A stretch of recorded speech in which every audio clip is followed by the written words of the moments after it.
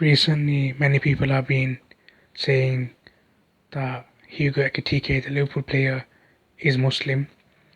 Um, and now I've looked at an interview he did with the club, which confirms that he's a Muslim. Many people have been saying he is, or most likely is, because they've seen him making dua with his hands raised before games. And I think he made a few other comments previously, but now we know he's a Muslim and he's spoken to Liverpool about Ramadan and what he hopes to achieve and what he's looking forward to and things like this. And he also speaks about the beautiful month of worship and other similar things in terms of Ramadan. And of course, Ramadan has a big impact on all people, but particularly on athletes. It impacts their training, and if they're fasting on match days, it will impact that. And we also saw across English football, EFL and Premier League, they will allow breaks, a short break for Muslim players who are fasting to break their fast.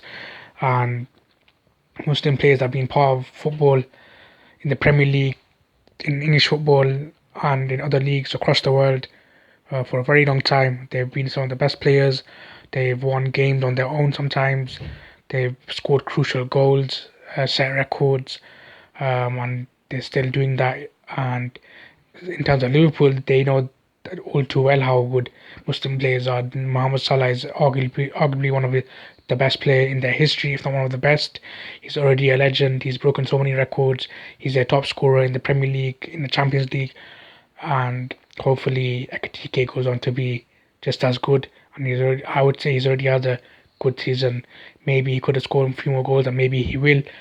But it's something positive to see, and it's positive to see that he's able to openly speak about Ramadan, and that Liverpool are also able to have an interview like this, particularly in this climate where many people are trying to show Islam and Muslims as being bad. So you could forgive Muslims who are shying away, but people who do the opposite is even more better. And many so-called Liverpool fans who are far-right thugs and anti-Islam and anti-Muslims, no doubt you will ban them.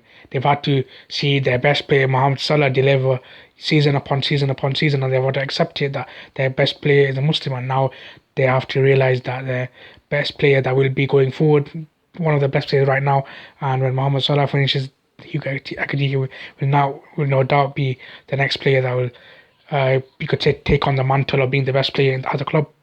He will do that for the next few years also. So people who supposedly support Liverpool but then also have anti-Muslim, anti-Islam views, then they consider stop supporting Liverpool, or in fact stop supporting most clubs in the world, because many clubs have Muslim players, and not just Muslim players. These people, far right thugs, or those type of mentalities, they not only hate Muslims and Islam, they hate people of minorities. So they wouldn't really have any option to support any well-known club in the world in any of the leagues. If you go to the Championship, League 1 and 2, even the National League.